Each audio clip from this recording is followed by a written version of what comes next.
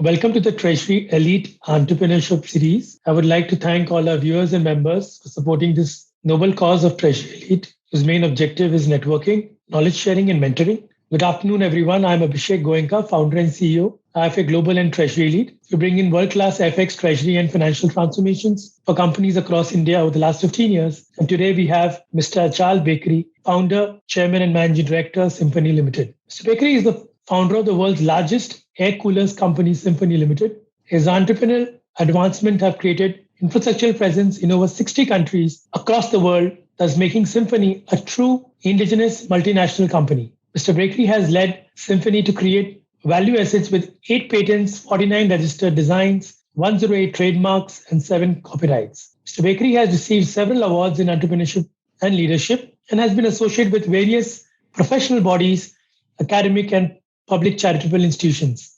His interests include collecting contemporary art, fitness, philanthropy, travel, and reading. Welcome, Mr. Bakery. How are you doing today? Very good, very good. Thank you for the introduction. Glad to have you today as a part of the Treasury Elite Entrepreneurship Series. In the next 35 minutes, we would love to learn about your experience. So my first question to you, sir, is when I talk to a lot of global CEOs, one common thread which all of them have, that after a certain point of time, it's not only about the money. I would like to ask you one of the single biggest reason for you to get out of bed every morning today and get yourself to work. What is it that drives you today? Or if I may ask, what is your why? So I would say that, you said that after a while, it ceases to be about money. I would say in my case, it was not even about money to begin with, because when I embarked upon my entrepreneurial journey, I come from a family of real estate developers, which goes back 60 years. The family business was very well established. I myself have a degree in architecture and a degree in real estate finance. So I in one sense, didn't give it up, but sort of shunned that and decided to go to embark on an entrepreneurial journey. So if at all, by taking that leap into the unknown, I was actually giving up money to pursue an entrepreneurial dream, giving up the family business and giving up wealth and giving up money to pursue the entrepreneurial dream. And so the entrepreneurial dream was really more about doing something different, doing something on my own rather than part of an established business. So that's how it began. Until date, it has ceased to be about money, despite the fact that, the company has grown to over $1 billion in terms of valuation and all of that. It is more about doing something, more about conquering new markets, dominating the market that you are in, about being the first in whatever we do, about being different all the time. So that is what really keeps me going, and that is my why. And then growing the business and creating value, creating wealth. So that is my why. Excellent. So I was reading about you, sir, and you have had your own share of ups, downs, and ups. And we would love to know some of your important milestone of this journey. And what are your 3 major learnings from your spiritual and leadership journey over these years? And how do entrepreneurs like yours, or anybody for the sake, because a lot of family entrepreneurs would be listening to this, fight with the emotions of failure, regret, self-doubt, etc. So as you have read, and as is known, our company, we began with, we began very well. We were off to a flying start from virtually day one. Because we had a wonderful product which had tremendous traction in the market.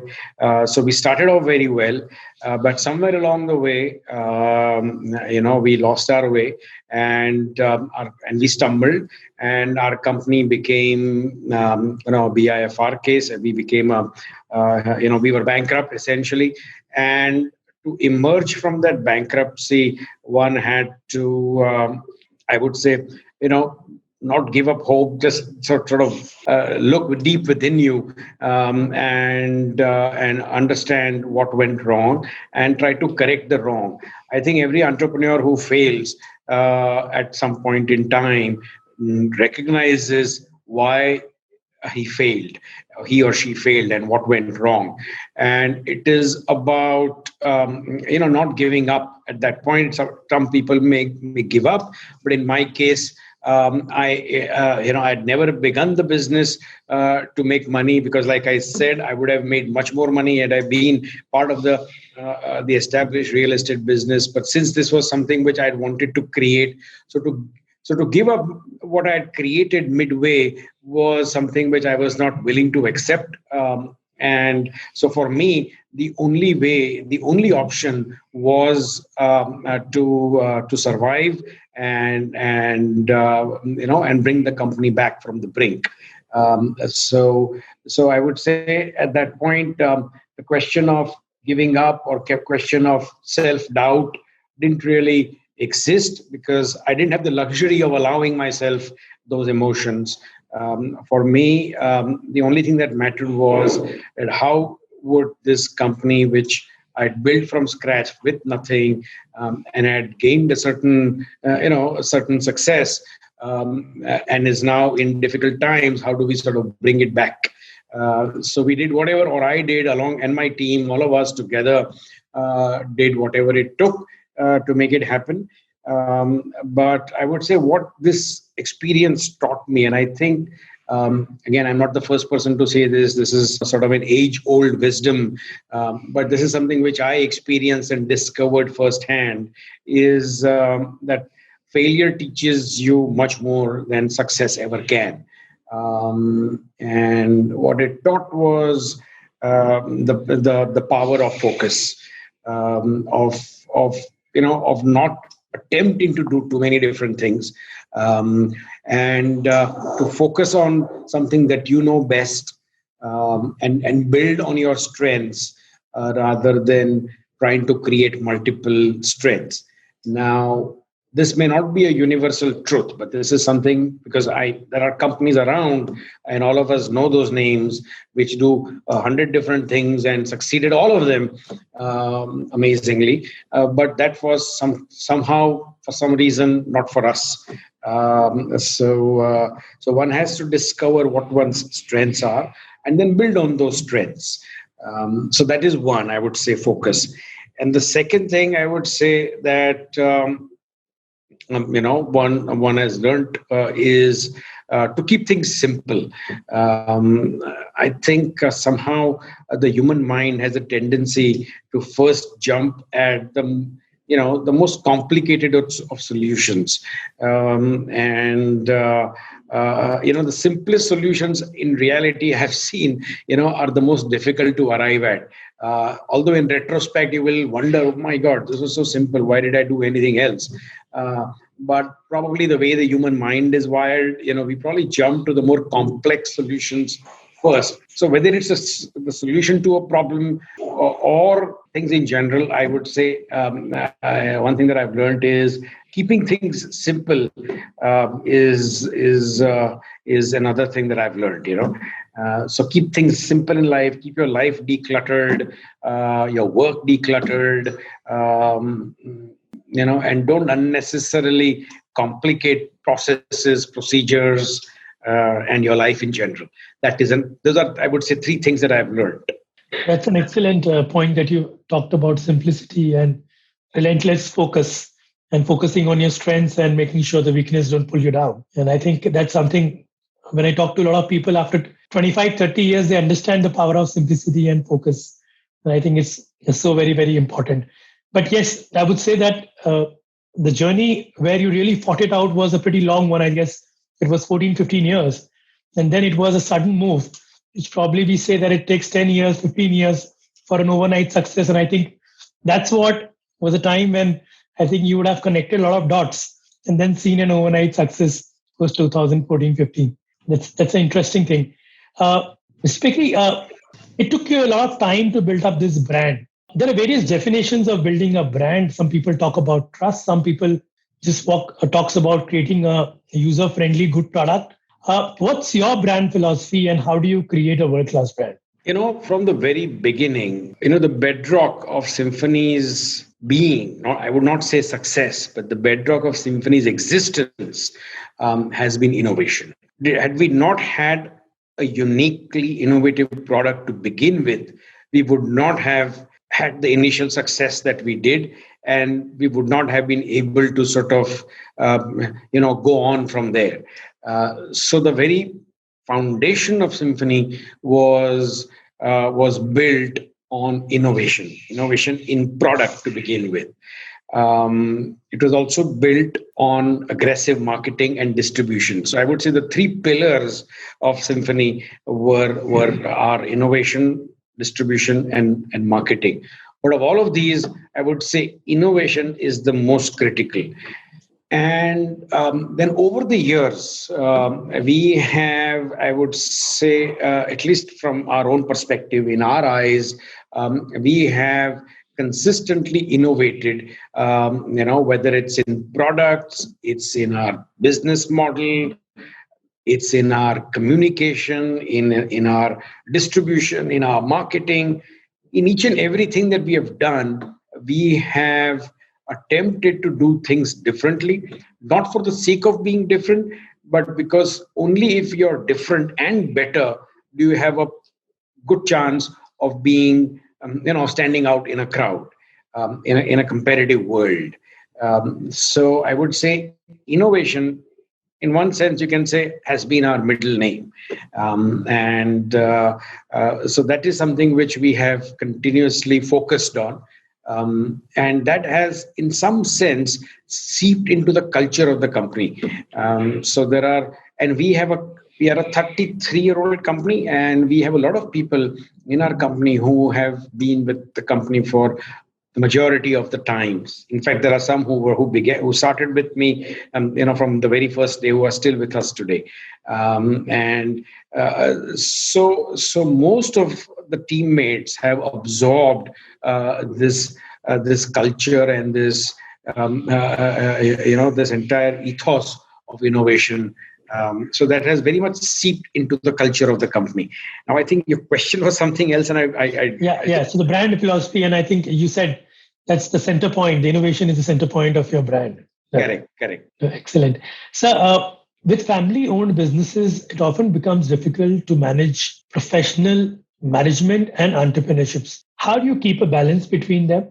And also, what are your traits? Or if I would say, if you look at a person and you decide that whether this person should be hired in the company or not, what are your traits of creating a world-class leadership or when you hire people? So first of all, when you say a family-owned business, I would say that, most businesses are family-owned.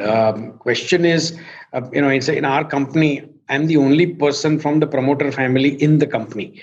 There are no relatives or friends working in the company whatsoever. So the rest of the company is entirely managed by professionals, and I would really say that the family-owned tag is probably not fully applicable to us.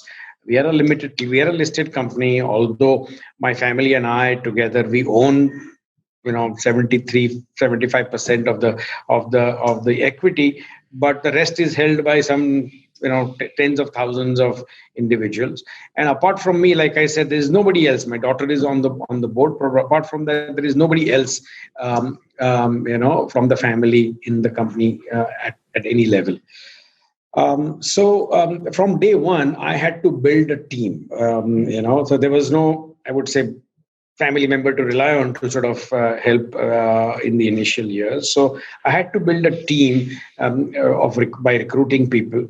Apart from the very beginning, apart from the academics and the experience that a person has had prior to joining Symphony, and those are important, but I also rely a lot on the person's body language. I rely a lot on how the person comes across in terms of his personality.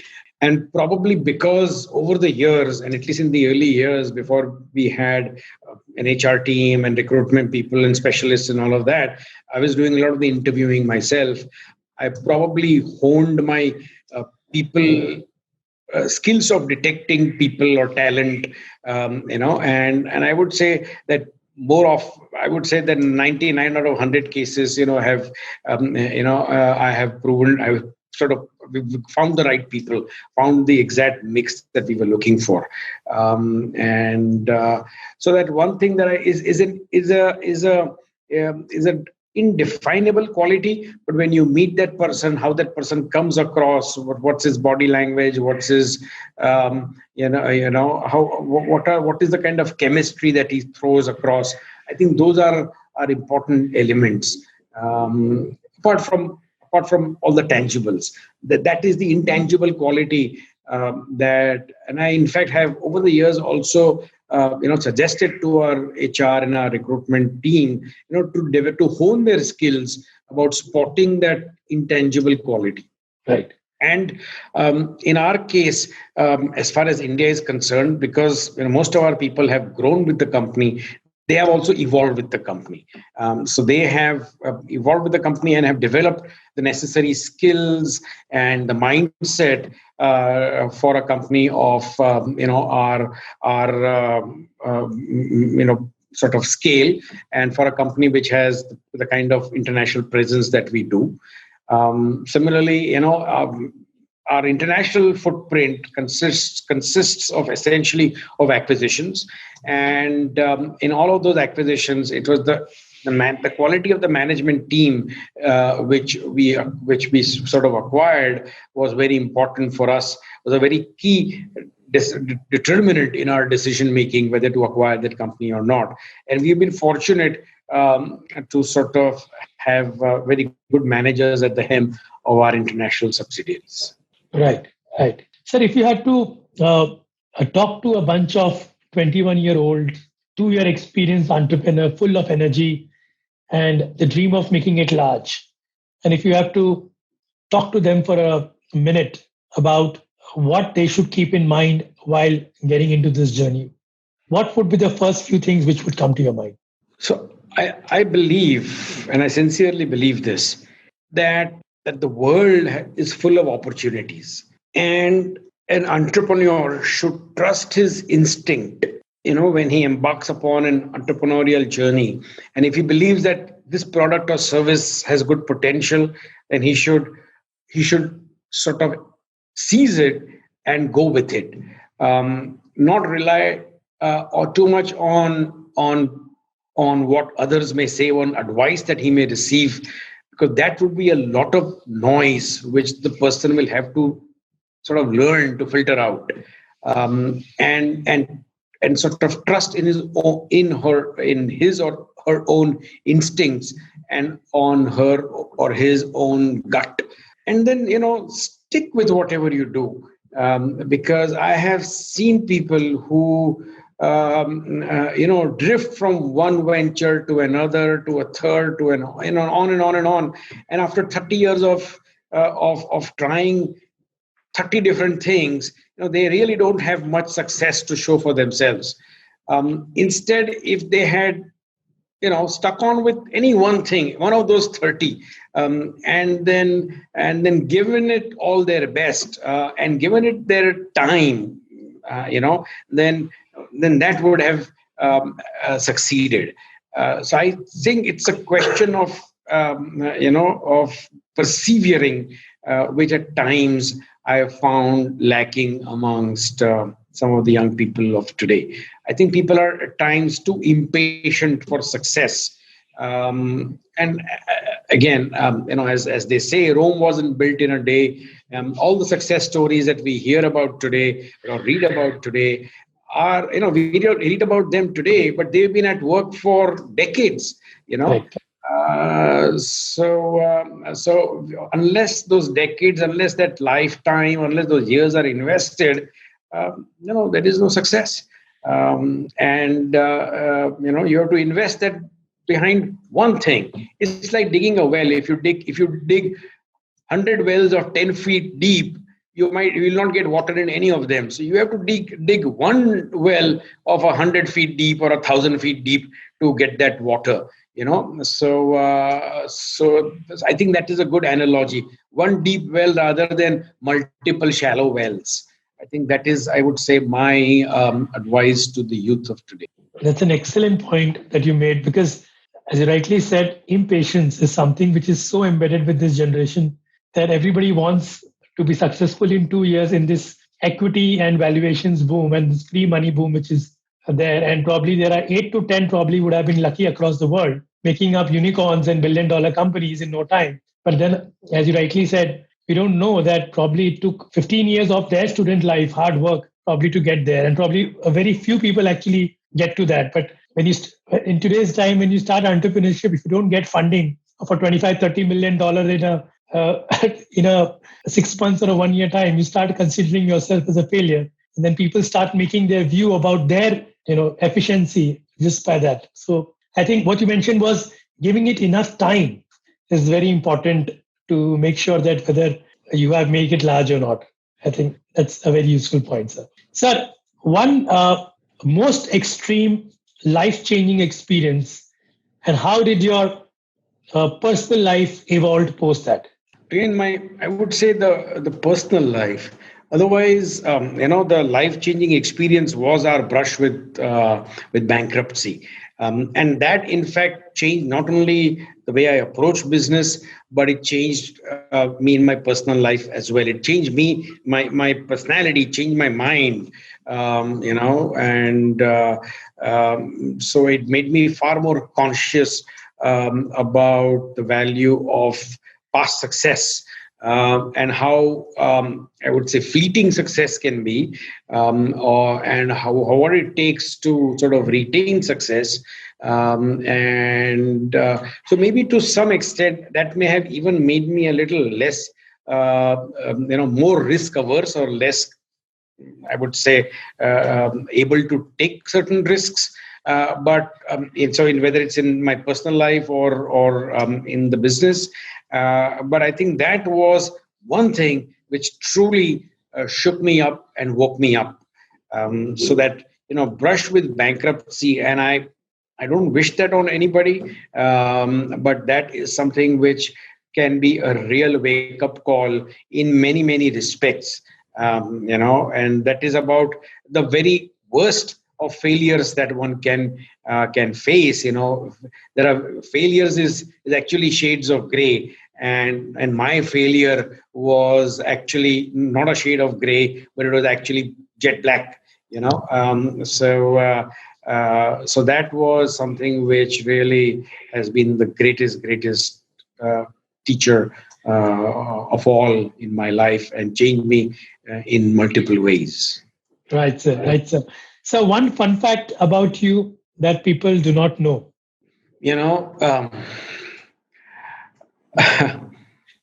It goes a long time ago, but I would say that, people today see me as this serious person, as the, sort of promoter of symphony and all of that. But I would say, as as a student, I was a fairly sort of I would say unrestrained student, and there were times when I had to be rusticated by the school, by the principal, for a week or so, for misbehavior in school. So I and my parents had to come and meet the principal and sort of apologize and all of that. And when I say misbehave, I meant this. I was in an all boys school, so we were all naughty boys, and so some of them were extremely naughty. Maybe I was one of them, and some were the quiet and the good kind. So there were times when actually there were 3 years back to back when I was rusticated for misbehavior in school. So I would say that's a little bit of fun fact, if that's for your viewers. No, that was very candid. And I thoroughly enjoyed talking to you. Thanks for sharing your wisdom, your long entrepreneurial journey, sharing your uh, ups and downs. I think which is very useful for all the entrepreneurs, especially who are listening to you today, and some of the interesting learnings that you shared for the young ones. In terms of patience, perseverance, and it takes 10 years to build up an overnight success. It doesn't happen overnight, just in the era of free money and free printing. Thank you so much for your time. I think it was lovely interacting with you, and I personally learned a lot from every single answer of yours. Thank you so much, Mr. Bakery.